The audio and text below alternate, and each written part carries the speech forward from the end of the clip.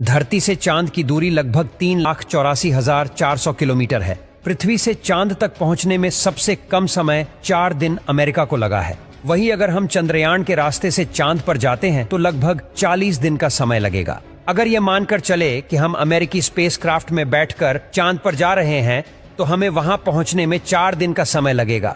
4 दिन बाद हम चांद की जमीन पर होंगे। चांद की जमीन पर उतरने के बाद जो हमें सबसे पहले दिखेगा वो है चांद की जमीन। आपको चांद की जमीन उबड़ खाबड़ नजर आएगी। चांद की जमीन पर हर तरफ आपको बड़े बड़े गड्ढे दिखाई देंगे। जब आप चांद की जमीन पर खड़े होकर ऊपर की ओर देखेंगे तो आपको हमारा खूबसूरत ग्रह पृथ्वी नजर आएगा, जिसमें आपको पृथ्वी साफ साफ अपने अक्ष पर घूर्णन करती हुई नजर आएगी, लेकिन आसमान में हमेशा उसकी स्थिरता बनाए रखेगी। अर्थात चांद पर खड़े होकर पृथ्वी को कई वर्षों से अगर हम निहारते रहे तो वह अपनी जगह से टस से मस नहीं होगी।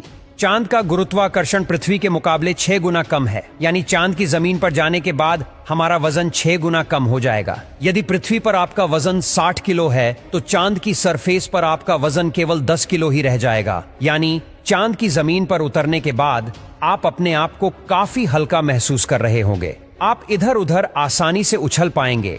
इसी कारण नील आर्मस्ट्रांग जब चांद पर चल रहे थे तब उछल उछल कर चल रहे थे, क्योंकि चांद पर पृथ्वी की तरह चल पाना संभव नहीं है। चांद की सतह पर नील आर्मस्ट्रांग और उनके साथियों के कदमों के निशान आज भी मौजूद है, क्योंकि वहां पर हवा न होने की वजह से वह निशान मिटा नहीं है। फिर थोड़ा चलने के बाद जब आप चांद पर इधर उधर देखोगे तो आपको बहुत सारा कचरा पेपर, बहुत सारे क्षतिग्रस्त सैटेलाइट और बैग्जा मिलेंगे। ये सारा कचरा हम इंसान ने ही फैलाया है। ये कचरा इतना ज्यादा है कि 5 ट्रक भर सकते हैं। चांद पर कचरा और ये पेपर अंतरिक्ष यात्रियों ने फेंके थे, जिसमें उनकी मानव मूत्र और उल्टियां है। अब आप चांद की जमीन पर खड़े हैं तो आपको सबसे ज्यादा खतरा आसमानी मौत का है। चांद का गुरुत्वाकर्षण कम होने की वजह से इसके पास कोई भी वायुमंडल मौजूद नहीं है।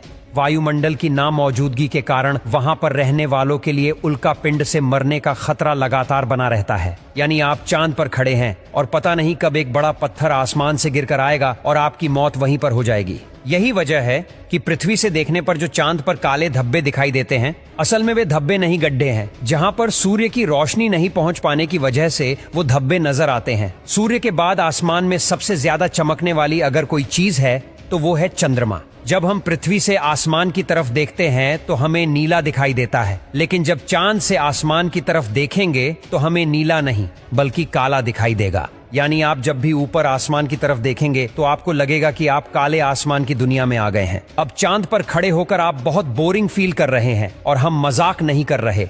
अमेरिकी अंतरिक्ष एजेंसी नासा ने वर्ल्ड रिकॉर्ड में अपना नाम दर्ज करवाते हुए चांद पर वाईफाई की सुविधा उपलब्ध करा दी है, जो कि 3 MBPS तक इंटरनेट स्पीड देता है। यानी आप आराम से चांद पर इंटरनेट चलाकर अपना एंटरटेनमेंट कर सकते हैं। अब आपका मन कर रहा है इंटरनेट तो बहुत हुआ, अब चांद से मैं पृथ्वी पर अपने घर फोन करके बात करता हूँ। आपने फोन मिलाया, फोन लग भी गया, लेकिन ये क्या आप बोल रहे हैं, लेकिन आपकी आवाज मुंह से बाहर नहीं आ रही है। जी हाँ, ये सच है। चांद पर आप कितना भी जोर से चिल्ला लें, आपकी आवाज मुंह से बाहर नहीं आएगी। धरती पर वायु की हमेशा हर जगह उपस्थिति रहती है, लेकिन चंद्रमा का अपना कोई वायुमंडल नहीं है, इसलिए वहां पर ध्वनि तरंगों का संचरण सामान्य रूप से संभव नहीं है। यदि आप चंद्रमा पर किसी को पुकार कर बुलाना चाहेंगे तो उस तक आपकी आवाज नहीं पहुंच पाएगी।